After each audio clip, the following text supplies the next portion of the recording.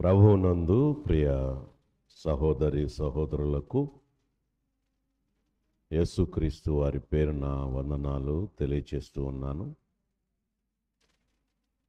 మరి ఈ కూడికలు మీ కుటుంబాలకి ప్రయోజనకరంగా ఉండాలని మరి ప్రతి ఒక్కరు కూడా వారి కుటుంబాలు దేవునికి సన్నిహితులై దేవుడు మనల్ని ప్రశంసించే రీతిగా మెచ్చుకునే రీతిగా మనము సిద్ధపడాలి. ఎందుచేతంటే ప్రభు ఎల్లప్పుడూ మనల్ని పరిశుద్ధంగానే ఉండమంటున్నాడు. అందుగురించే ఎక్కువగా మనము గ్రంథములో స్తుతి కూడికలు, గృహాల దగ్గర పెట్టేటటువంటి కూడికలు 103వ కీర్తన చదివి అందరినీ కూడా మరి ఆలోచింపజేసే విధంగా, చెప్పుకోవాల్సి వస్తే ఆ వాక్యం చదువుకొని సంతోషించే విధంగా అందరం ఉంటూ ఉంటాం. నిజంగా ప్రభువులో ఉండడం, ప్రభువు చేసిన మేలు మర్చిపోకుండా ఆయన స్తుతించడం, ఆయన ఘనపరచడం చాలా సంతోషం. అయితే ఆయనను చెప్పిన రీతిగా మనం నడవకుండా ఆయన ఎలా ఘనపరిచి సంతోషపడతాం చెప్పండి? అందుకే అందరము కూడా ఆయనని ఎరిగి ఆయన దృష్టిలో మనముండి, మనల్ని ఎప్పుడు కూడా ఆయన మీరెవరో నాకు తెలియదు అనేటువంటి మాట అనకుండా కాపాడుకోవాలంటే మనము తప్పనిసరిగా ఆయన వైపు నిలబడాలి.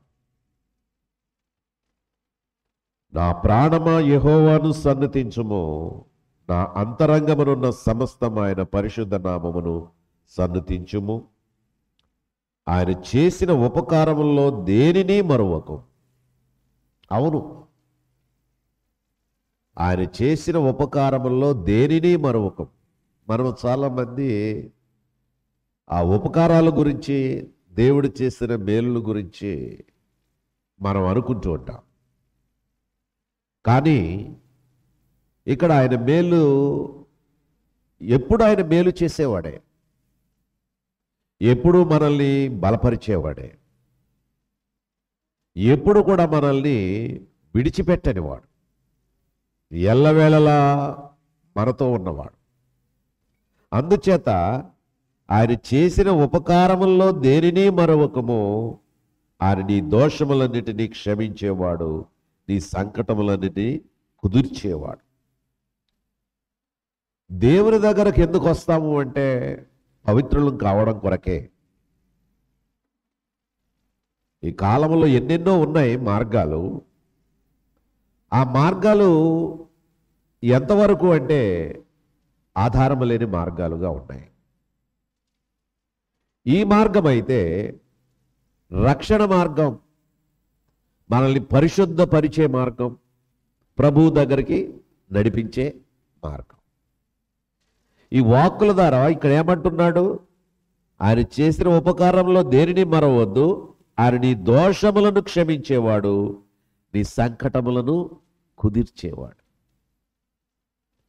దోషములు, సంకటములు ఇవి మనిషిని నిత్య శిక్షకు తీసుకువెళ్తున్నాయి కనుక వాటి నుండి తప్పించడానికే మనం స్తుతి కూడికలు పెట్టినా, ఒక కుటుంబం ఆత్మీయంగా బలపరచాలన్నా, పాపమంటే భయము కలిగి పరిశుద్ధమైన మార్గాన్ని నడవాలనేటువంటి ఆలోచన ప్రతి ఒక్కరికి రావాలి.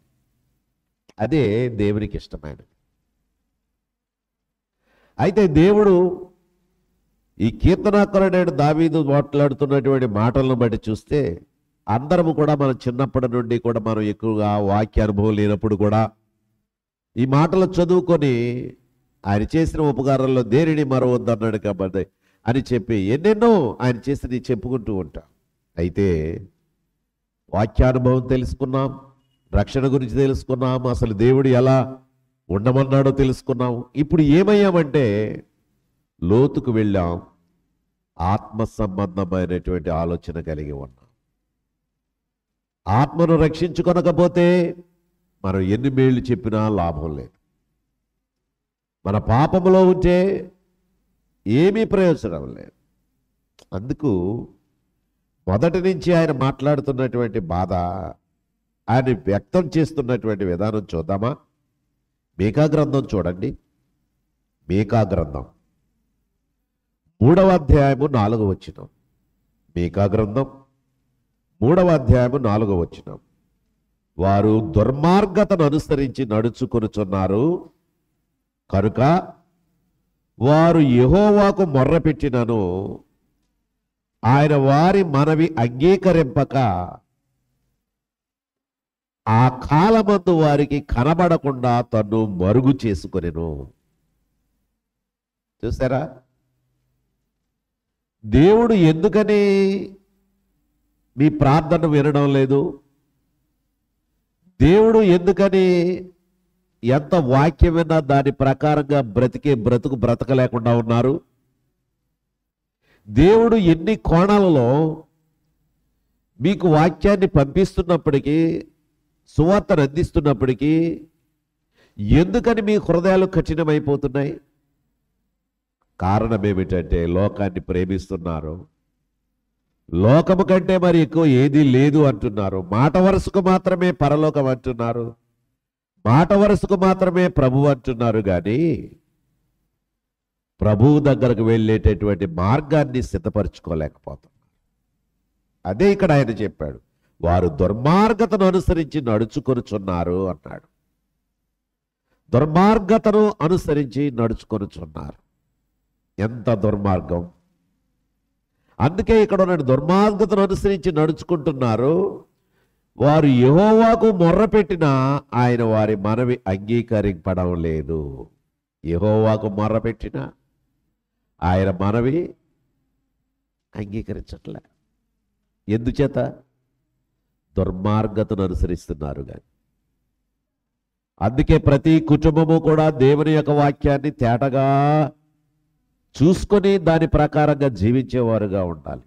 నేను దుర్మార్గతగా నడుస్తున్నానా ప్రభువా? నా తల్లిదండ్రుల పట్ల నేను ఏమైనా దుర్మార్గంగా వ్యవహరిస్తున్నానా? నా సహోదరుల పట్ల దుర్మార్గంగా వ్యవహరిస్తున్నానా? నా స్నేహితుల పట్ల ఏమైనా దుర్మార్గంగా వ్యవహరిస్తున్నానా? అలా వ్యవహరిస్తే నా ప్రార్థన విననంటున్నావు, నాతో ఉండనంటున్నావు, నా నుండి దూరంగా వెళ్ళిపోతానంటున్నావు. కాబట్టి నేనేమైపోవాలి ప్రభువా? నేను దుర్మార్గుడను కాను, యథార్థవంతుడుగా నేను బ్రతుకుతాను, యథార్థతను అనుసరించి జీవిస్తాను అని ప్రభువు దగ్గర ఒప్పుకొని బ్రతకాలండి. అందుకే ఆయన వారి మనవి అంగీకరింపక ఆ కాలమందు వారికి కనబడకుండా తన్ను మరుగు పరుచుకు. ఆ కాలమందు వారికి కనబడకుండా తన్ను ఏం చేసుకున్నాడు? ఆయన మరుగుపరుచుకున్నాడు. ఎందుకని ప్రార్థనకు ప్రతిఫలం రావడం లేదు? నీ క్రియలు వాక్యాన్ని అనుసరించేటటువంటి జీవితాన్ని అనుసరించి ఎందుకు నడవడం లేదు? ఇవన్నీ నువ్వు ఆలోచిస్తే నువ్వు దేవునికి దూరంగా ఉన్నావు. అదే దేవుని బాధ. దేవుని బాధ అదే. 59వ యెషయా గ్రంథంలో కూడా అదే అంటాడు కదా. అదే మా వచనముకు తగినదే ఆయన చెప్తాడు. రక్షింపబడనేరకీండునట్లు యెహోవా హస్తము క్రోచ కాలేదు, విననేరకీండునట్లు ఆయన చెవులు మందము కాలేదు. మీ దోషములు మీకును మీ దేవునికి అడ్డముగా వచ్చెను. మీ పాపములు ఆయన ముఖమును మీకు మరుగుపరిచెను కనుక ఆయన ఆలకింపక ఉన్నాడు. అమ్మా, ఈ కుటుంబమే కాదు, వచ్చినటువంటి మన కుటుంబాలన్నీ కూడా మన ప్రార్థనని దేవుడు ఆలకించడానికి ఇష్టపడుతున్నాడా? లేకపోతే మీరెవరో నాకు తెలియదు అని అక్కడికి వెళ్ళిన తర్వాత అంటే ఎంత బాధగా ఉంటుంది. నిన్ను మిమ్మల్ని ఎరుగను అని ప్రభు అంటే నీ జీవితాంతం చేసిన ప్రార్థన ఏమైంది? నీ జీవితాంతం సంఘంలో పెద్దగా ఉన్నావో, లేకపోతే పరిచారకుడుగా ఉన్నావో, పాటలు పాడేవాడుగా ఉన్నావో, వాక్యం బోధించేవాడుగా ఉన్నావో, ఏదైనా చేసి ఉండవచ్చు. కానీ అక్కడికి వెళ్ళేసరికి ప్రభు నీవెవరో నాకు తెలియదంటే ఏమిటి పరిస్థితి? ఇది బాధాకరం కాదా? అందుకే మన ప్రార్థన దేవుడు వినాలి అంటే మన క్రియలు బాగుండాలి. కయీనుతో అదే అంటాడు, నీవు సత్క్రియ చేసిన ఎడల తల ఎత్తుకొనవా. సత్క్రియ నీలో లేదు కాబట్టి నీవు నాకు ఇష్టం లేదు. అందుచేత ఆయన ఆలకించబోవడానికి గల కారణం అది. కాబట్టి ప్రియమైన వారలారా జాగ్రత్త. సామెత గ్రంథము చూడండి 15వ అధ్యాయం 29లో. సామెతల గ్రంథం 15వ అధ్యాయం 29లో, భక్తిహీనులకు యెహోవా దూరస్తుడు, నీతిమంతుల ప్రార్థన ఆయన ఆలకించును. భక్తిహీనులకు యెహోవా దూరస్తుడట, నీతిమంతుల ప్రార్థన ఆయన ఆలకిస్తాడట. నీతిమంతుల ప్రార్థన. నీతిమంతులేనా మీరు? ప్రభు అన్నాడు, నేను పాపులను పిలవచ్చాను కానీ నీతిమంతులను పిలవరాలేదు. నీతిమంతులంటే ఎవరు? అప్పట్లో ధర్మశాస్త్రాన్ని అనుసరించి నడుస్తూ తూచా నెరవేరుస్తూ భయభక్తులుగా బ్రతుకుతున్నవారు.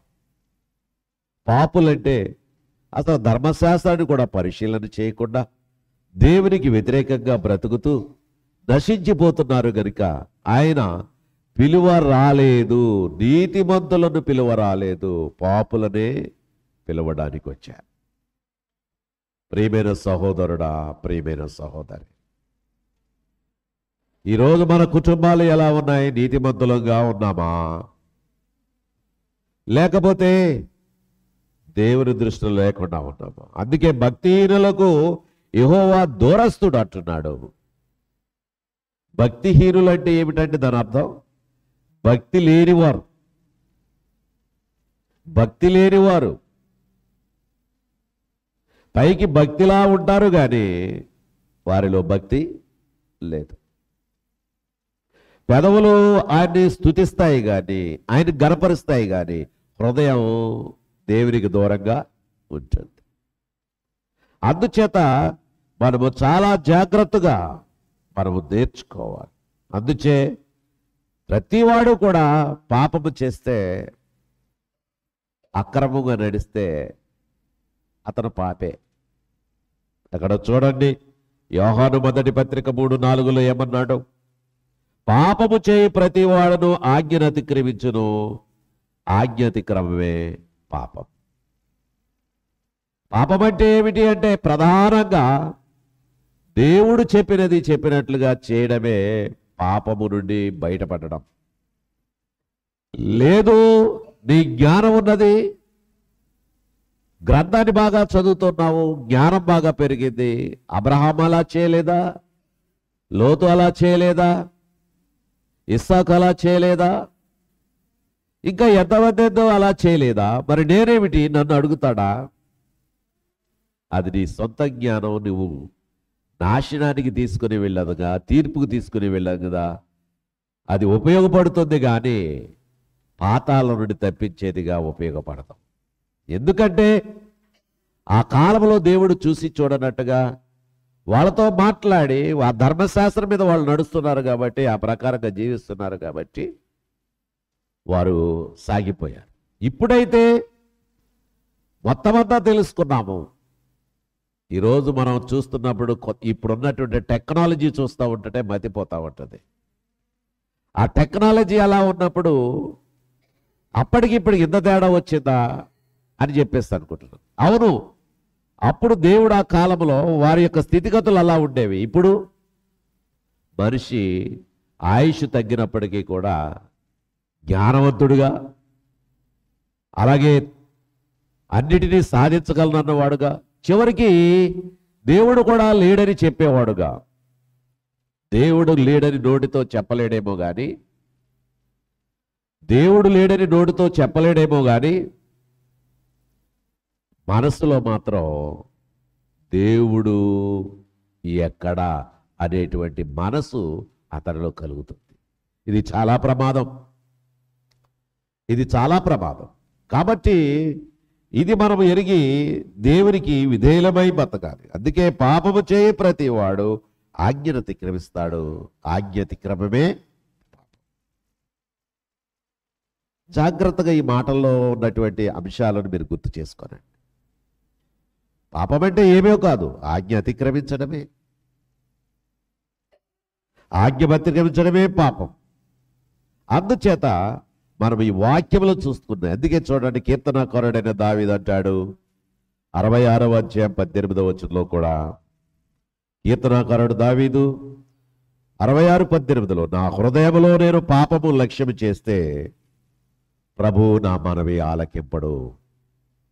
నా హృదయంలో పాపాన్ని లక్ష్యం చేస్తే, పాపాన్ని గురిగా పెట్టుకుంటే, ఎంతమంది ఈరోజు దేవుని సన్నిధికి వచ్చినా వారి చూపులు వేరేగా ఉండేటటువంటి విధానం యవనస్తులు చాలా భయంకరం కదా.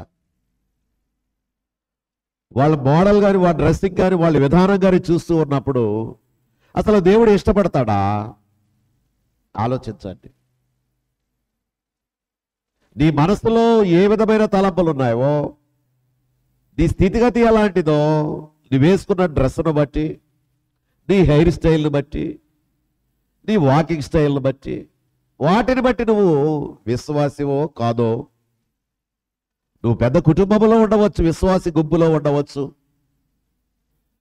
విశ్వాసుల మాదిరిగా కనబడేలా ఉండవచ్చు, కానీ ఏదో ఒక సమయంలో నీ బండారం బయటపడుతూ ఉంది. అందుకే ప్రభు అన్నాడు, రహస్యమైనది ఏది కూడా బయలుపరచబడకపోదు, ఏదో ఒక రోజు ఓపెన్ అవుతుంది. నువ్వు యాక్ట్ చేస్తున్నావు అనేది బయటపడుతుంది. దేవుని దగ్గర యథార్థంగా లేని వాళ్ళు ఏదో ఒక రోజు తప్పనిసరిగా బయటపడతారు.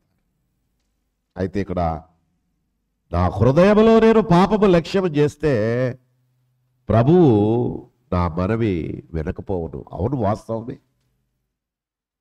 పాపము లక్ష్యం చేస్తూ వెళితే నీ మనవి ఎలా వింటాడు ఆయన?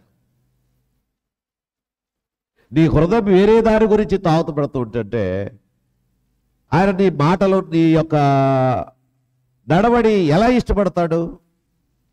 అందుకే మనము చాలా జాగ్రత్తగా ఉండాలి. అందుకే ఆయన దృష్టిలో ఉండాలి. ఆయన దృష్టిలో మనం ఉండాలి. ఆయన దృష్టిలో మనం ఉండాలి. కీర్తన గ్రంథం 11:5లో చూడండి, యెహోవా నీతిమంతులను పరిశీలించును అన్నాడు. నీతిమంతులను ఈరోజు చాలామంది పరిశోధన, నీతిమంతుల పరిశీలన ఆయన వాళ్ళ కొరకే చూస్తా ఉన్నాడు. నోవాహునేమన్నాడు, ఈ తరం వారిలో నీవే నాకు నీతిమంతుడుగా కనపడ్డావు. రా, నేను చెప్పిన పని నువ్వు చేయి. ఈ కాలంలో నువ్వు నీతిమంతుడుగా ఉంటే ప్రభు నీతో మాట్లాడబోతున్నాడు ఈ రాత్రి సమయంలో. ఎలా అంటే, రా, నేను చెప్పేవాటి ప్రకారంగా జీవించడానికి సిద్ధపడు. అందుకరించి నీతిమంతులను పరిశీలిస్తున్నటువంటి ప్రభు, ఆ ప్రభు మనల్ని ఎప్పుడూ విడనాడి వాడుగా లేడు. అది ఎన్నప్పుడును ప్రేమించేవాడుగా ఉన్నాడు. అందుకే 34లో చూడండి, కీర్తన గ్రంథంలో 19వ వచనంలో, నీతిమంతునికి కలుగు ఆపదలు అనేకములు. ఇక్కడ ఇందాక ఈ వాక్యములు ఏమన్నాడు? యెహోవా నీతిమంతులను పరిశీలిస్తాడన్నాడు. ఇక్కడ ఏమంటున్నాడు? నీతిమంతునికి కలుగు ఆపదలు అనేకములు. నీతిమంతుడు, అవును కదా, నీ దగ్గర జేబులో 5,000 రూపాయలు ఉన్నాయి ఇంట్లో, ఎవరు ఇబ్బందుల్లో ఉన్నారో సంఘంలో వాడే ఇబ్బంది ఉన్నట్టుగా అక్కడ కనబడుతున్నాడు, కానీ అతను ఇబ్బంది చెప్పలేకపోతున్నాడు. ఒక 5,000 ఉంటే ఇప్పుడు నా పని అవుతుంది, లేకపోతే ప్రాణం మీదకి వచ్చింది ఏదో అని చెప్పేసి మాట్లాడుతూ ఉన్నప్పుడు, నీవు నీతిమంతుడుగా ఉంటే ఏం చేస్తావు తెలుసా? నా దగ్గర ఉన్నాయి పట్టుకెళ్ళు, ఎందుకు టెన్షన్ పడతావు? తొందరలో నాకు కొంచెం ఇచ్చే మళ్ళీ అవసరం వచ్చినప్పుడు అని చెప్పేసి అంటావు. నీతిమంతుడు కాబట్టి లేదు అని చెప్పలేవు, నా దగ్గర ఏమి లేవు అని చెప్పలేవు. నేనేది చెప్పినా అది జరిగిన సంఘటన. అయితే అది అతను ఇచ్చాడు, వెళ్ళాడు. ఆ 5,000 5 సంవత్సరాలైనా నీ దగ్గరకు రావు. నీ కష్టాలు ఎన్నో చెప్పుకోలేవు, సహోదరుల ప్రేమ పోతుంది, అనేక ఆపదలు. అవతలతను సంఘంలో ఉన్నవాడే, రక్షించబడిన వాడైనప్పటికీ కూడా అది మనసును పెట్టడం, అవసరమైతే రివర్స్ అవుతాడు. అందుచేత ఇక్కడ మనం జాగ్రత్తగా తెలుసుకోవాల్సింది, నీతిమంతులు చాలామంది ఇలాగే ఆపదల్లో పడతారు. అది మాత్రం వాస్తవం. అందుకే ఇక్కడ చెప్పిన నీతిమంతునికి కలుగు ఆపదలు అనేకములు, వాటి అన్నిటిలో నుండి యెహోవా వారిని విడిపించును. అక్కడ ఆపదలు అనేకలట, వాటిలన్నిటిలో నుండి కూడా యెహోవా విడిపిస్తాడు. ఈరోజు ఈ కుటుంబానికి ఆదరణకరంగా ఈ మాటలు నేను చెబుతూ ఉన్నాను. ఇప్పుడు ఉండొచ్చు ఆర్థికమైన ఇబ్బందులు, చాలా ఇబ్బందులు, ఒకరి కష్టార్జితంతో బ్రతికేటటువంటి కుటుంబం, 2 బిడ్డలు పెంచుకోవాలి, ప్రతిదీ వారి అవసరాలు తీర్చాలి. అది ఎప్పుడు నువ్వు తెల్లవారుజామున తప్పనిసరిగా మోకరిల్లి నీ భార్య నువ్వు ప్రార్థన చేసినట్లయితే ఏం అవుతుంది? మిమ్మల్ని విడిచిపెట్టడం. ఏనాడైనా మీ ఇద్దరు మోకరిల్లి ప్రార్థన చేశారా బిడ్డల కొరకు? తెల్లవారుజామున ఇబ్బందుల్లాగా ఉంటాయి, కష్టాలలో మనసు బాగోలేదు అని పడుకోవడం కాదు. తెల్లవారుజామున యోబు గారు ఏమి చేసేవాడు? అరుణోదయమున లేచి ఆ 10 మంది బిడ్డల నిమిత్తము ఒక్కొక్కరి దగ్గర ప్రార్థన చేస్తూ వచ్చేవాడు. అయితే కష్టాలు వచ్చాయి, అసలు ఎవరికి రాని కష్టాలు వచ్చాయి. మీకు రావచ్చు, అయితే పడిపోకూడదు.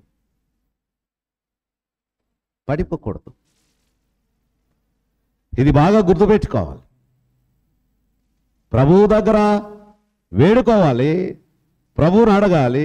ఎంత టైం పడుతుందో తెలియదు. నిన్ను ఆయన పుటం వేసినట్లుగా, ఇబ్బంది కొలిమిలో వెండిని బంగారమును పుటం వేసినట్లుగా. అవును, పుటం వేయడం అంటే కాలిపోతుంది. ఒరిజినల్ రావడం కొరకు. అలాగే ఇబ్బంది కొలువులో నిన్ను పుటం వేస్తాడు. ఇప్పుడైనా నువ్వు నిలబడతావా? ఇప్పుడైనా నిలబడి బలంగా ఉంటావా? అందుకే ఆయన పుటమి వేసి నిన్ను ఏం చేస్తాడు? బలపరుస్తాడు. అందుకే ఇబ్బంది కొలువులో నిన్ను పరీక్షించి తిని అన్నాడు. ఇబ్బంది కొలువులో నిన్ను పరీక్షించాను. ఇబ్బంది కొలిమి. బయట వాళ్ళు ఏమంటారు తెలుసా? అప్పుడు ఆడ బ్రతికేట్రా, ప్రభు నమ్ముకున్నాడట, ఎప్పుడు ఇబ్బందులే. అవును, ఇబ్బందులే. అయినా ప్రభుని విడిచిపెడుతున్నాడా? విడిచిపెట్టడం లేదు. విషయం ఏమిటి అంటే, ప్రభువుని విడిస్తే ఏముంది? ప్రభుపై భారం పెట్టుకుని నడిచే విధానం కావాలి. అందుకే ఇబ్బంది కొలువులో నిన్ను పుటం వేస్తాను. యేసు ప్రభు నమ్ముకుంటే ఇబ్బందులు వస్తాయి అని చెబితే ఎవరైనా నమ్ముకుంటారండి? నేనైతే చెబుతూ ఉంటాను, ప్రభువు నమ్ముకోవడం సామాన్యం కాదు. మరి నిలబడాలి. ఆయన నిన్ను పరీక్షిస్తాడు, నువ్వు నిలబడతావో లేదోనని. ఆయన పరీక్షించినప్పుడు నువ్వు తేలిపోకూడదు. అది పరీక్షిస్తున్నప్పుడు తేలిపోకూడదు. పరిస్థితున్నప్పుడు నిలబడాలి. యోబు తేలిపోయాడా? లే. ఎంతోమంది భక్తులు బలముగా ఉన్నారు. అందుకే హెబ్రీ పత్రికలో కూడా అంటాడు చూడండి, 12వ అధ్యాయం 6వ వచనంలో, హెబ్రీ పత్రిక 12వ అధ్యాయం 6వ వచనం, నా కుమారుడా ప్రభువు చేయి శిక్షను నిర్లక్ష్య పెట్టకు. ఏ? ప్రభు చేయు శిక్షను ఏం చేయొద్దు, నిర్లక్ష్యం చేయకు, ప్రీతితో తీసుకో. ఏదో ఉంది, జరుగుతుంది, నిర్లక్ష్యం చేయొద్దు. అది ప్రీతికరముగానే. యోబు గారు ఏమన్నాడు? యెహోవా ఇచ్చెను, యెహోవా తీసుకొనెను, యెహోవా నామమునకే స్తుతి కలుగునుగాక. మాటలు చెబుతాం చాలా వరకు మనం అందరం కూడా, కానీ బయటకు వెళితే సూలిపోతాం, లోకస్తులతో కలిసిపోతాం. లోకస్తులందరూ కూడా ఏదంటే అదే విధంగా దిగాలు పడిపోయి ఇంటికి వచ్చి కూలబడిపోతాం. అయితే విన్నటువంటి వాక్కులు ఏమయ్యాయి? అపవాది నీలో ప్రవేశించింది, మళ్ళీ కూలబడిపోతావు, దేవునికి దూరం అయిపోతావు. అందుకే నిలబడండి. ప్రభువు చే శిక్షను నిర్లక్ష్య పెట్టవద్దు. ఆయన నిన్ను గద్దించినప్పుడు విసుకవద్దు. ఆయన నిన్ను గద్దించినప్పుడు విసుకవద్దు. గద్దించాడు, నన్ను గద్దించాడు, విసుకకూడదు. అందుకే ఇక్కడ విసుకవద్దు. ప్రభువు తాను ప్రేమించి వారిని శిక్షించి తాను స్వీకరించు ప్రతి కుమారుని దండించను. ఇది విషయం. అర్థమైందా? ఒక ఆయన అన్నాడు,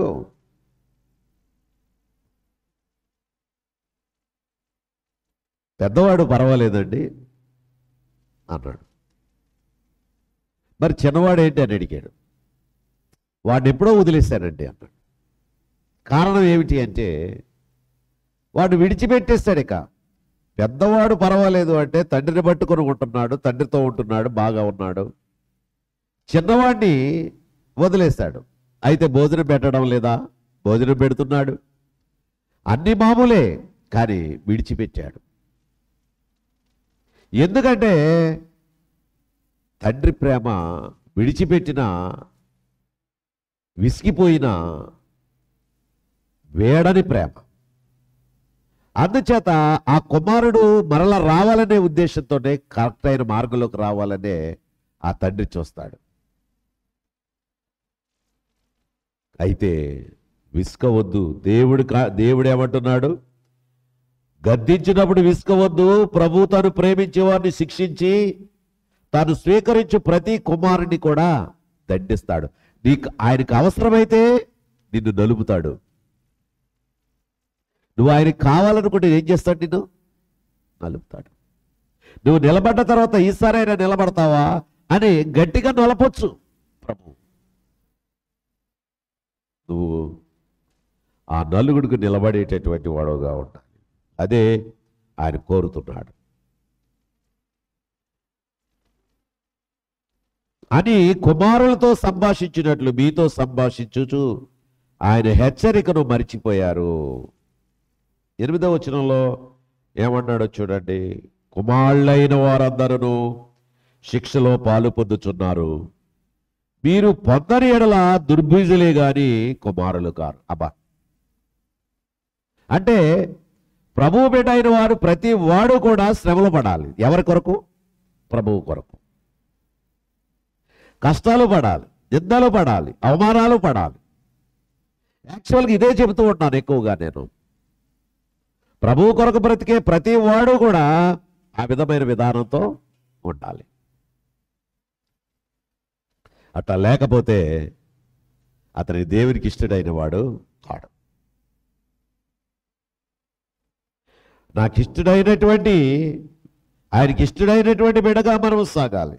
అందుకే మీరు పొందకపోతే, ఆ శిక్షలో పాలు పొందకపోతే దుర్బీజులే గాని కుమారులు కారు. ఈ రీతిగా నీతిమంతుల జీవితాలు మరి ప్రార్థనలు ఉంటాయి. నీతిమంతుడు దేవునితో సహవాసం చేస్తూ ఉంటాడు, సంఘంలో నీతిమంతుడుగా కనిపిస్తూ ఉంటాడు. ఏ విషయంలోనూ కూడా తను ఎక్స్పోజ్ చేసుకోలేడు, అంటే గొప్పవాడిగా చూపించుకోలేడు. కేవలం ప్రభువుని చూపించటం కొరకు, ప్రభువు కొరకు బ్రతుకుట కొరకు ఆ విధంగా ఉంటూ ఉంటాడు. అలా లేకపోతే మీరు దేవుని ఎంత అడిగినా కూడా ఆయన కూడా సమాధానం చాలా ఆశ్చర్యంగా చెబుతాడు. ఎలాగో తెలుసా? ఆ? మీ ఇష్టానుసారంగా మీరు నడిస్తే ఆయన ఏమంటాడో తెలుసు? యెషయా గ్రంథం 1:15లో, మీరు చేతులు చాపునప్పుడు మిమ్మల్ని చూడకుండా నా కన్నులు కప్పుకొంటాను. మీరు చేతులు చాపుతున్నారు కదా, ఇలా చేతులు చాపునప్పుడు మిమ్మల్ని చూడకుండా నేనేం చేస్తాను? కన్నులు కప్పుకుంటాను. అంటే మీ క్రియలు బాగోలేదు. అసలు మిమ్మల్ని పరీక్షించను, వదిలేస్తాను. మిమ్మల్ని భ్రష్టాత్మక అప్పగిస్తాను. ఇక అపవాది పిల్లలు కాబట్టి అపవాదితో సహవాసం చేయండి, అపవాదితో తినండి, అపవాదితో తాగండి, అపవాదితో చెడు క్రియలు చేయండి, అన్నీ చేయండి. మీ మనసుకు వచ్చింది అన్నీ చేయండి. కానీ మీ ఆరోగ్యం ఏమీ పోదు, ఏమీ కాదు. కానీ 70 ఏళ్ళు 100 ఏళ్ళు కూడా మీరు బ్రతకొచ్చు. కానీ అగ్నిగుండం తప్పదు, పాతాళం తప్పదు. పరలోకం తప్పిపోయింది, పాతాళంలోనికి వెళ్ళేటటువంటి మార్గం మీరు సాతానికి వాని అనుచరులకి ఏర్పాటు చేసిన మార్గం. ఇది చాలా బాధాకరం. అందుకే మీరు బహుగా ప్రార్థన చేసినా నేను వినను అన్నాడు. ఎందుకంటే 65:12 చూడండి, యెషయా గ్రంథంలోనే 65:12 యెషయా గ్రంథంలో, నేను పిలువగా మీరు ఉత్తరం ఇవ్వలేదు, నేను మాట్లాడగా మీరు ఆలకించలేదు, నా దృష్టికి చెడ్డదైన దానిని మీరు చేశారు, నాకిష్టము కాని దాన్ని మీరు కోరుకున్నారు. చూసారా ఏమంటున్నాడండి? నేను పిలువగా మీరు ఉత్తరం ఇవ్వలేదు. ఎన్నిసార్లు ఎన్ని ఇరుకుల్లో, ఎన్ని ఇబ్బందుల్లో నిన్ను తప్పించి, నిన్ను సజీవుడిగా ఉంచి, నేనున్నాను, నేను కాపాడుతున్నాను నిన్ను, దైవ సేవకుని ద్వారా, వాక్యం ద్వారా నీకు వినబడుతూ ఉన్నప్పుడు నీ ఇష్టానుసారంగా వెళ్ళిపోయావు. అందుకే ఇక్కడ అంటున్నాడు, నేను పిలువుగా మీరు ఉత్తరం ఇవ్వలేదు, నేను మాట్లాడగా మీరు ఆలకించలేదు. నేను మాట్లాడగా మీరు సర్దుకుంటా వెళ్ళిపోయావు, ఫోన్ చూసుకుంటా వెళ్ళిపోయావు, బైక్ కిక్కు కొట్టేసి ఎక్కడికో వెళ్ళిపోయావు. అసలు ఇష్టం కాలేదు. ఇక్కడ అదే అంటున్నాడు, నేను మాట్లాడగా మీరు ఆలకించక నా దృష్టికి చెడ్డదారిని మీరు చేశారు, చెడ్డదైన దారిని మీరు చేశారు. నేను ఏది వద్దన్నానో అదే మీరు చేశారు, అదే మీరు చేశారు. మీకాలో ఏమన్నాడు? వారు దుర్మార్గతను అనుసరించి నడుచుకొనుచున్నారు కనుక వారు యెహోవాకు మెర్రపెట్టినా కూడా ఆయన వారి మనవి అంగీకరించలేదు. ఆయన వారి మనవి అంగీకరించడం లేదు. ఎందుకంత తేటగా సూటిగా ప్రతిరోజు ప్రతి వాక్యములోనూ దేవుడే ఇది ఎందుకు ఇస్తున్నాడు అంటే, మనం ఇంకా దేవునికి ఇష్టంగా ఉండలేకపోతున్నామేమో,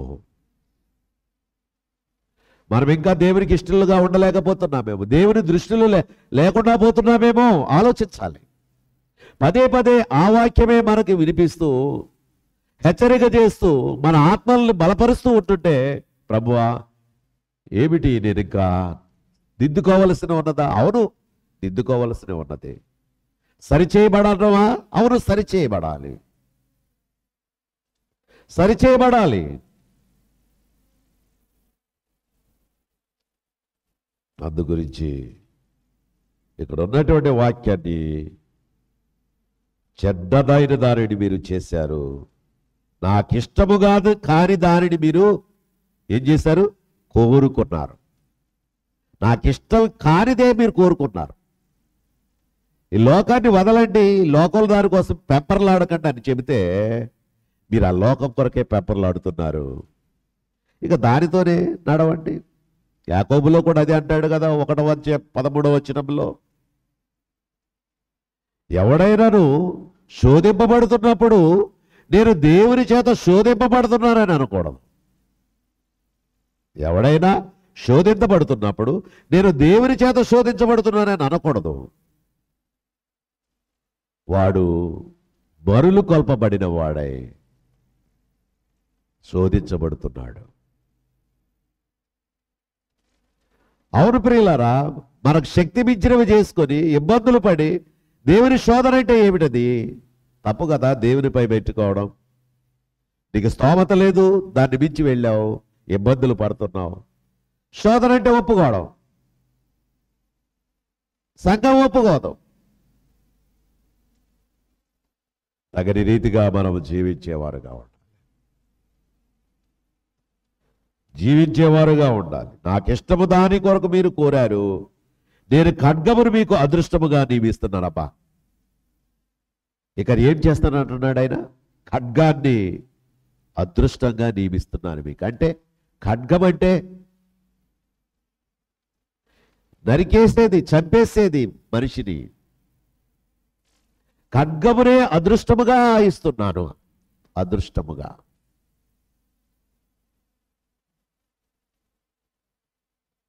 దేవుని కోపం ఎలా ఉందో చూడండి.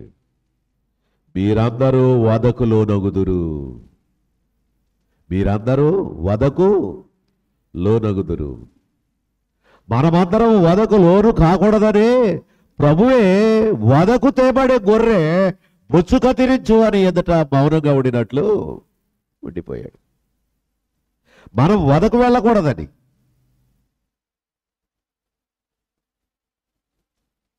అందుకే ఈరోజు ప్రతి ఒక్కరు కూడా వాక్యమన్నా దేవుని మాటలన్నా హేళనగా ఉండవచ్చు. దేవుని యొక్క వాక్యం తేటగా సూటిగా మీ హృదయాన్ని తాగుతూ ఉంటే బాధపడి ప్రభు దగ్గరకు రాకుండా మరలా కఠినం చేసుకొని మీ మార్గాలు మీరు ఎంచుకోవచ్చు. కానీ శిక్ష ఉంది, చాలా ప్రమాదం. శిక్ష ఉంది. నేను ఖడ్గమును మీకు అదృష్టముగా నియమిస్తున్నాను, మీరందరూ వధకు లోనవుతారు. యోబు గారు అంటాడు 27వ అధ్యాయం 8-9 వచనాలలో, 27వ అధ్యాయము 8-9 వచనాలలో, దేవుడు వాని కొట్టివేయినప్పుడు, వాని ప్రాణము తీసివేయినప్పుడు భక్తిహీనుడికి ఆధారమేది? అబ్బా ఏమి చూడండి, దేవుడు వాడిని కొట్టివేయినప్పుడు, వాడి ప్రాణం తీసివేయినప్పుడు భక్తిహీనుడికి ఆధారమేది? భక్తిహీనుడికి ఆధారమేది? దేవుడు లేడని బుద్ధిహీనులు తమ హృదయములో అనుకుందురు, వారు చెడిపోయిన వారు అనేక కార్యాలు చేస్తారు. అందుకే ఇక్కడ దేవుడు వారిని కొట్టివేయినప్పుడు, వారి ప్రాణము తీసివేయినప్పుడు భక్తిహీనుడికి ఆధారమేది? వారికి బాధ కలిగినప్పుడు దేవుడు వారి మొర్ర వినునా? వాడు బాధ కలిగినప్పుడు దేవుని వాడు మొర్ర వినునా?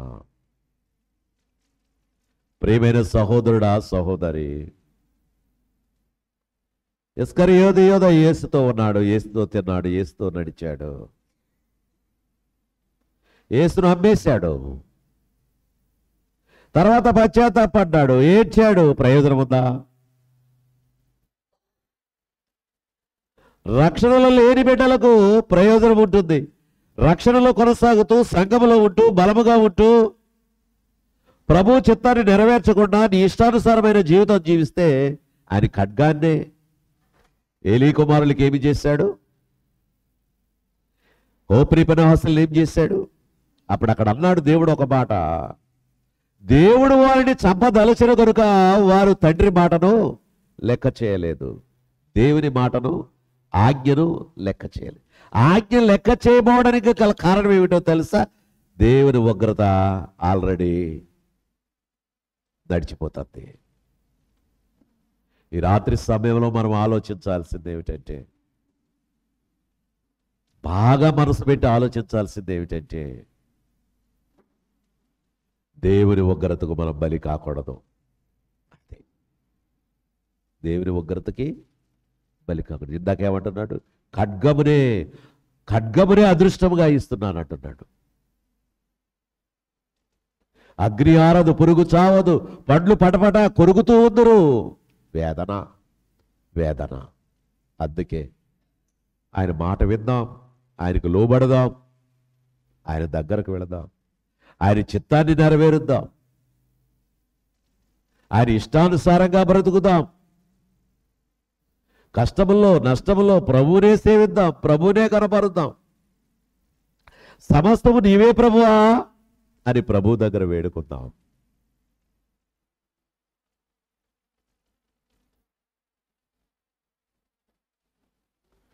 సామెతల గ్రంథం 10:23లో ఉందా చూడండి మాట. సామెతల గ్రంథం 10:23లో చెడు పనులు చేయుట బుద్ధిహీనునికి ఆటగా ఉన్నది. చెడు పనులు చేయుట బుద్ధిహీనునికి ఎలా ఉందట? ఆటగా ఉంది, ఆటగా ఉంది. ప్రియమైన సహోదరి సహోదరుడు ఆలోచన చేయి. యవన కాలంలో నీవు దేవుని సేవకులను ఆడిస్తున్నావా? నీ జ్ఞానం గొప్పదని నువ్వు అనుకుంటున్నావా? తెగిపోతావు, జాగ్రత్త. దేవునితో ఆటలాడకు. అనేక మంది యవనస్తులు కామెంట్స్ చేస్తూ వెనక కూర్చొని రకరకాలుగా వికిలింతలు వెలుగుతూ ఉంటారు. వారి స్థితి చాలా ఘోరమైనది. దైవ కుటుంబంలో పెరిగి దైవ సన్నిధిలో ఎదుగుతూ దేవుని మాటను నిర్లక్ష్యం చేస్తూ నీ ఇష్టానుసారమైన జీవితం జీవిస్తూ దేవుని గాయపరుస్తున్నావా? జాగ్రత్త. ఇర్మియా గ్రంథం ఒకసారి చూడండి. ఇర్మియా గ్రంథం 11:11. ఇర్మియా గ్రంథం 11:11. కాబట్టి యెహోవా ఎలాగూ సెలవిచ్చుచున్నాడు, కాబట్టి యెహోవా ఎలాగూ సెలవిచ్చుచున్నాడు, తాము తప్పించుకొనజాలని కీడు వారి మీదికి రప్పింపబోచున్నాడు. తాము తప్పింపకొనజాలని కీడు వారి మీదకి రప్పింపబోచున్నాను. వారు నాకు మొర్ర పెట్టినను, నేను వారి మొర్రను వినకుందును. చూసారా? మొర్ర పెట్టినను, నేను వారి మొర్రను వినకుందును.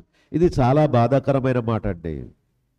అరే, దేవుడు ప్రేమిస్తున్నాడు కదా, నాది వినడా, నాది వినడా. ఎంతకాలం నువ్వు ఏడిపించావు? ఎంత పాపినైనా ప్రేమిస్తాడయ్యా అని అంటున్నావు. కాబట్టి మనము ఏది చెప్పజాలం, కాబట్టి దేవుని దృష్టిలో ఆ వ్యక్తి గురించి ఎలా ఉందో మనం చెప్పదాలం, కాబట్టి మనము ఏమీ చెప్పలేం. అయితే ప్రభు మాటలను బట్టి చూస్తే ఆయన ప్రేమమయుడైనా, కరుణామయుడైనా, దయామయుడైనా, ప్రేమించేవాడైనా అది ఆయన చిత్తం. ఇది విసిగించిన రీతి, గాయపరిచిన రీతి గొప్పదే. సౌలుగా ఉన్నాయండి, పౌలుగా మార్చాడు. పౌలుగా మారిన తర్వాత ప్రపంచవ్యాప్తముగా ఆయన యొక్క సత్యాన్ని ప్రకటించాడు. విశ్వాసి దేవునికి ఇష్టడై ఎలా ఉండాలో అనేక పత్రికల్లో ఆయన వ్రాయించాడు. దేవుని దగ్గరకు ఎలా వెళ్ళాలో అనేక పత్రికల్లో ఆయన వ్రాయించాడు. లోక సంబంధమైన వాడుగా నువ్వు ఉంటే అనవసరం, నువ్వు దేవుని రాజ్యాన్ని చూడలేవని చాలా స్పష్టంగా తెలియజేశాడు. ఈ రాత్రి ఆలోచించు, వింటూ వదిలేయకండి. ఒక్కొక్క మాట మీ హృదయాల్లో ఉండాలి. దాటిపోయేదిగా ఉండకూడదు, చేజాటిపోయేదిగా ఉండకూడదు. ఆత్మ సంబంధంగా మిమ్మల్ని బలపరిచేదిగా ఉండాలి. నిర్లక్ష్యము చేయకండి. కాబట్టి యెహోవా ఇలాగ సెలవిచ్చుచున్నాడు, తాము తప్పించుకొనజాలని కీడు వారి మీదకి రప్పించబోతున్నాను. వారు నాకు మొర్ర పెట్టినాను, నేను వారి మొర్రను వినకుందును. నలిగిపోతున్నావా? ఆఖరి గడియల్లో నీ గుండె వేగం పెరిగిందా? చనిపోతానేమని భయపడుతున్నావా? నా పాపం నాకు మిషలేదు, నేను చాలా ఘోరమైన కార్యాలు చేశాను అంటూనే కుమిలిపోతున్నావా? నిజంగా నీది దైవ చిత్తానుసారమైన దుఃఖమైతే దేవుడు క్షమించునుగాక. అదే కాదు, మరలా నువ్వు ఆరోగ్యం ఇచ్చిన తర్వాత, నీకు అన్ని బాగా ఇచ్చిన తర్వాత మరలా లోకంలోనికి వెళ్ళిపోతే నీ శిక్ష చెప్పడానికి వీలు లేనిది. యోహాను 3:36 అంటాడు, కుమారుని యందు విశ్వాసం ఉంచువాడు నిత్య జీవము గలవాడు, కుమారునికి విధేయుడు కానివాడు జీవము చూడడు గాని దేవుని ఉగ్రత అతని మీద ఉంటుంది. ఉగ్రత కావాలా? ఉగ్రత కావాలా? ఆలోచించు. ఏది కావాలి నీకు? ఆశీర్వాదం, పరలోక ప్రవేశం కావాలి, ప్రభు కొరకు జీవించే విధానం కావాలి. అదే ఆయన కోరుతూ ఉన్నాడు, అదే ఆయన కోరుతూ ఉన్నాడు. ప్రియమైన వారులారా, ఆలోచన చేయండి. అందుకే ఆయన ఫైనల్గా చెప్పేటటువంటి మాటలు, 2 మాటలు మీకు చెప్పి ముగించదలుచుకున్నాను. లూకాసు సువార్త 6:46 అనేటువంటి ప్రభు మాట చూడండి. నేను చెప్పిన మాటల ప్రకారం మీరు చేయక ప్రభువా ప్రభు అని పిలుచుట ఎందుకు? నేను చెప్పిన మాటల ప్రకారంగా మీరు చేయకుండా ప్రభువా ప్రభు అని పిలిచడం ఎందుకు? ఎందుకు నన్ను పిలుస్తున్నారు? ప్రభువా, అది ప్రభువా, ఇది ప్రభువా. విసిగించేస్తున్నారు కదా, విసిగించేస్తున్నారు కదా. నాకు అది లేదు ప్రభువా, నాకు ఇది లేదు ప్రభువా, నేను చాలా దీనుడుగా ఉన్నాను ప్రభువా, నా చుట్టుప్రక్కల వారు గొప్పవాళ్ళు అయిపోతున్నారు ప్రభువా. ఇది దేవునికి ఇష్టమైన ప్రార్థన? దేవుడు ఇష్టపడే తీరా?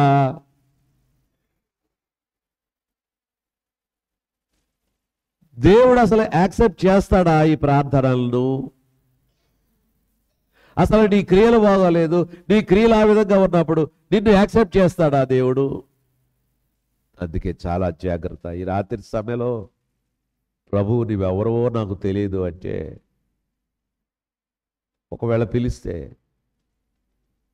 ఎంత మరణం అంటే ఏమీ లేదు కదా, వెంటనే అలా కూలబడిపోతే, ఆగిపోతే, ఇక్కడ నీ దేహం ఇక్కడ ఉండేది, ఆత్మ దేవుని దగ్గరకు వెళ్ళిపోతుంది. నీ జీవితకాలం అంతా విన్న ప్రసంగాలు, దేవుని సువార్తలు అక్కడ తేటగా కనబడుతూ ఉంటాయి. నీ హృదయం కఠినం చేసుకునే విధానం అక్కడ తేటగా కనబడుతుంది. అయ్యో అయ్యో. లూకాసు సువార్త 13:26 నుండి చూడండి. లూకాసు సువార్త 13:26 నుండి. ఇంటి యజమానుడు లేచి తలుపు వేసిన తరువాత మీరు వెలుపల నిలిచి తలుపు తట్టి, అయ్యా మాకు తలుపు తీయమని చెప్పునారంభించినప్పుడు, ఇంటి యజమానుడు లేచాడట. తలుపు వేసిన తర్వాత మీరు వెలుపల నిలిచి అంటున్నారట, తలుపు తట్టి, తలుపు తట్టి, తలుపు తట్టి. ఎంతకాలము నువ్వు భూలోకములో ఉండగా, జీవించిన కాలంలో ప్రతి మీటింగ్కి వెళ్ళినప్పుడు ప్రభు తడుతున్నాడు. ఇదిగో ప్రకటనలో అంటాడు 3వ అధ్యాయంలో, ఇదిగో తలుపు వద్ద నుండి తట్టుచున్నాను, ఎవడైనా నువ్వు నా స్వరం విని తలుపు తీసిన ఎడలా. తలుపు వద్ద ఉండి తట్టుచున్నాను, ఎవడైనా నా స్వరం విని తలుపు తీస్తే. ఈ రాత్రి ఇంకా అలాగే సాగిపోతున్నావా? తలుపు తీయకుండా, ప్రభు లోపలికి రానివ్వకుండా సంఘంలో నడిచిపోతూ రక్షణ లేకుండా కొనసాగుతున్నావా? చాలా ప్రమాదమే.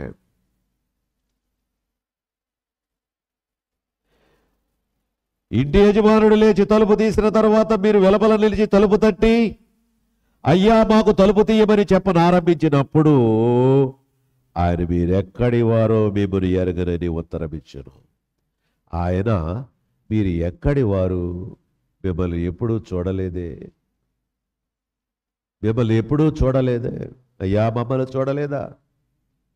ఎన్నిసార్లు ప్రార్థనలు చేశాను, నా ప్రార్థనకు ప్రతిఫలం ఇచ్చావు. సంఘంలో ఎంత కన్నీరు పెట్టాను, ఇదిగో ప్రభువా ఏడ్చాను, నా కుటుంబం కొరకు ఏడ్చాను, గొప్పవాళ్ళని చేయమన్నారు. పరలోకం కొరకు ఏడవలేదు కదా, నీతి కొరకు ఏడవలేదు కదా, యథార్థత కొరకు ఏడవలేదు కదా, నీతిమంతుడిగా బ్రతకడం కొరకు ఏడవలేదు కదా. కేవలం నీ ఏడుపేదో నన్ను నమ్ముకున్నా కూడా లోకం వైపు గురించి ఏడ్చావు. లోకాన్ని వెంబడించడం కొరకే ఏడ్చావు, కాబట్టి నీవెవరో నాకు తెలియదు. కాబట్టి నీవెవరో నాకు తెలియదు. నీ ఇష్టాన్నే నా ఇష్ట ప్రకారంగా ఏదీ చేయలేదు. సంఘమున్నా సంఘంలో బిడ్డలున్నా అందరితో వేషధారిగా సాగిపోయేవాడుగా ఉన్నావు, కానీ నా రక్షణను నిజమైనదని, నీ కొరకు నేను ప్రాణం పెట్టానని, నీ కొరకు చనిపోయి తిరిగి లేచానని, పరలోకంలో సజీవుడిగా ఉన్నాడని నమ్మి ఆ నమ్మకంతో జీవించిన జీవితం నువ్వు చూపించలేకపోయావు. అది అటువంటి జీవితాన్ని చూపించలేకపోయావు, కాబట్టి నేను నమ్మను. నువ్వెవరో నాకు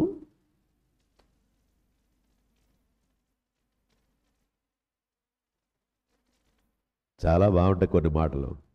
అక్కడికి వెళ్ళేసరికి ఇక్కడ ప్రార్థన చేసేవాడు, జీసస్ హౌ ఆర్ యూ అంటేనట, ప్రభు అంటాడట who are you. Jesus how are you అంటే వాడికి మాట. హౌ ఆర్ యూ అంటే ఎలా ఉన్నావు ప్రభు అంటే, నీవెవరు నన్ను ఎలా ఉన్నావు అడగడానికి? అసలు నేనెప్పుడు చూడలేదే, నీ హృదయం తెరిచి నన్ను అడిగిన విధానం లేదే. ఏదో అడిగితే లోకాశల గురించి అడిగావు, నీ బిడ్డల గురించి అడిగావు, ఏదేదో అడిగావు, కానీ అది నాది కాదు కదా, అది లోకంలో ప్రతి వారికి దొరికేదే కదా. అందరూ నడిచే మార్గంలో నువ్వు నడిచావు కదా, కాబట్టి నువ్వెవరో నాకు తెలియదు. ఇదిగో తలుపు నద్ద ఉండి తట్టుచున్నాను, ఎవడైనాను నా స్వరం విని తలుపు తీసిన ఎడలా అతని యొద్దకు నేను వచ్చి అతనితో నేను కలిసి భోజనం చేస్తా. హృదయపూర్తిగా తలుపు తీస్తే నువ్వు రా ప్రభు అంటే వెంటనే నీలో ఉన్నటువంటి రకరకాలైనటువంటి పారిపోతాయి. యేసయ్య లోపలికి వచ్చాడంటే నీలో ఉన్నటువంటి చెడుగులన్నీ కూడా ఏమైపోతాయి? పటాపంచలైపోతాయి, బయటికి వెళ్ళిపోతాయి. అందుకే కొంతమంది యేసు ప్రభు దగ్గరికి చేర్చుకోవడానికి రాకపోవడానికి గల కారణం ఏమిటో తెలుసా? కొన్ని చెడు క్రియలు విడిచిపెట్టుకోలేము మేము, అందుకే మేము రాలేకపోతున్నాము. కొన్ని చెడు క్రియలు మేము విడిచిపెట్టుకోలేము, అందుకే రాలేకపోతున్నాము. ఎంత బాధ. విడిచిపెట్టుకోలేవా? ప్రభు నీ కొరకు ప్రాణం పెడితే, ప్రభు నీ కొరకు చనిపోతే, కొరడా దెబ్బలు తింటే, ముళ్ళ కిరీటం పెట్టించుకొని ఆయన బాధపడుతూ ఉంటే, పిడిగుద్దులు తింటూ ఉంటుంటే, ముఖంపై ముబ్బు వేస్తూ ఉంటుంటే నువ్వేమీ స్పందించలేవా ప్రభువు కొరకు?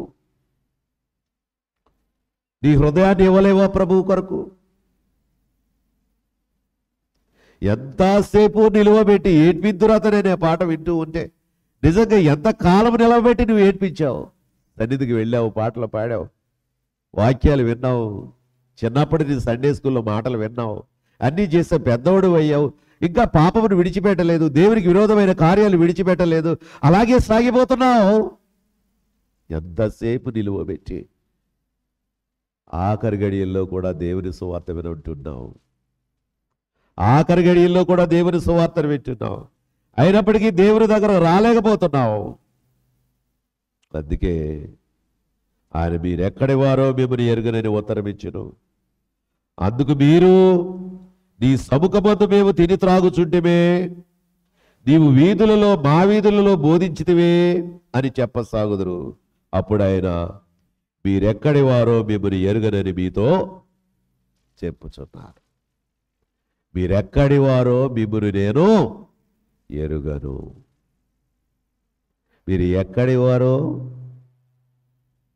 మత్తయి సువార్త 5వ అధ్యాయంలో 5 బుద్ధిగల కన్యలు, 5 బుద్ధి లేని కన్యలు. బుద్ధిగల కన్యలు దీపాలన్నీ రెడీ చేసుకున్నారు, దేవుడిలన్నీ చూసుకున్నారు. పెళ్లి కుమారుడు వచ్చేసరికి పెళ్లి కుమారుడితోటి వెళ్ళిపోయారు. బుద్ధి లేని కన్యలు వచ్చినప్పుడు చూసుకుందాంలే అనుకున్నారు. ఆ కొనివాడి దగ్గరికి వెళ్ళి ఆ నూనె తీసుకున్నారు, ఎంటించుకున్నారు, వెలిగించుకున్నారు. ఇప్పుడు వెళ్దాం పదా అన్నారు, వెళ్ళారు. అక్కడ నిలబడి అయ్యా తలుపు తీయవా, అయ్యా తలుపు తీయ, ఇదిగో ఇప్పుడు దేవుడి తీలు సిద్ధం చేసుకొని వచ్చాం, ఇప్పుడు వెలుగుతున్నాయి. తలుపు తీ ప్రభువా, తలుపు తీయ్యా అంటే ఆయన మీరెవరో నాకు తెలియదు. తలుపు తీయలేదు. జాగ్రత్త, దేవుడు ఈ రీతిగా ఆయన మాట్లాడుతున్నాడు. అక్రమము చేయి మీరందరూ నా యొద్ద నుండి తొలగిపోండి చెప్పుదును. అక్రమము చేయి మీరందరూ నా యొద్ద నుండి తొలగిపోండి. అబ్బా, అక్రమము విస్తరించటం వలన అనేకుల ప్రేమలో చల్ల. ఇక్కడ అన్నాడు ప్రభు, అక్రమము చేయి మీరందరూ నా యొద్ద నుండి తొలగిపోండి. కాబట్టి జాగ్రత్త. ఈ రాత్రి సమయంలో దేవుడు మరొకసారి మనతో మాట్లాడుతున్నాడు. శాంతరాజు గారి యొక్క గుడికో ఆయన కూడికలో, ఆయన స్తుతి కూడికి ఏర్పాటు చేసిన దానిని బట్టి ఆ కుటుంబాన్ని బలపరిచే విధానంలో దేవుడు మరొకసారి మనల్ని అందరినీ అడుగుతున్నాడు. నువ్వు ఆయన దృష్టిలో ఉన్నావా? ఈ రాత్రి ప్రభువా నేను నీ దృష్టిలో ఉన్నానా అనే కలవరం మీలో వస్తుంది. అసలు నీ దృష్టిలో నేనున్నాను ప్రభువా అనేటువంటి ఆ అలజడి మీలో రేగిందా? అందుకే అక్రమము చేయి మీరందరూ నా యొద్ద నుండి తొలగిపోండి అని చెప్పును. కీర్తన గ్రంథం 109:7 ఉంది. వాడు విమర్శలోనికి తేబడినప్పుడు దోషి అని తీర్పు నొందునుగాక, వారి ప్రార్థన పాపమగునుగాక. అందుకే నువ్వు చేసిన ప్రార్థనలు, నువ్వు చేసినటువంటి కార్యాలు దేవునికి వ్యతిరేకమైన క్రియలు ఉన్నాయి కాబట్టి నీ ప్రార్థన కానీ నీ క్రియలు కానీ దేవునికి ఇష్టమైనవి కాదు కాబట్టి దూరమయ్యేటటువంటి విధానం అక్కడ కనబడుతుంది. కాబట్టి ప్రభువును నమ్మి విశ్వసించి ఈ రాత్రి సమయంలో మీ హృదయాన్ని దేవునికి ఇచ్చి ప్రభు ద్వారా బలపడండి. అట్టి కృప దేవుడు మీకు అనుగ్రహించునుగాక. ప్రార్థన చేసుకుందాం. ప్రేమగల తండ్రి, కృపగలిగిన ప్రభువా, మీ ఘనమైన నామానికి స్తోత్రాలయ్యా. ఈ రాత్రి మీరు మాతో మాట్లాడాడు, మా హృదయాలను తాకే విధంగా మాట్లాడారు. ఇదిగో ప్రభువా, మేము ఏ రీతిగానైనా మీరు మమ్మను ఎరుగను అనే మాట కాదు అయ్యా, మేము ఎరిగిన వారముగా, మీతో బంధం కలిపిన వారముగా, మీలో మైమైకమైన వారముగా, ఆత్మ నడిపింపు గల వారముగా ఉండడానికి మా సంఘాల్లో మమ్మల్ని స్థిరపరిచి బలపరచుమని, సహోదరులు శాంతరాజు గారి కుటుంబాన్ని దీవించుమని, బలపరచుమని, మీకే మహిమా ఘనతా ప్రభావంలో ఆరోపింపజేసుకునమని మా ప్రభువును రక్షకుడునైనా యేసుక్రీస్తు వారి పేరట వేడుకొని ప్రార్థన చేయుచున్నాము మా పరమ తండ్రి. అందరికీ వందనాలండి. God bless you all.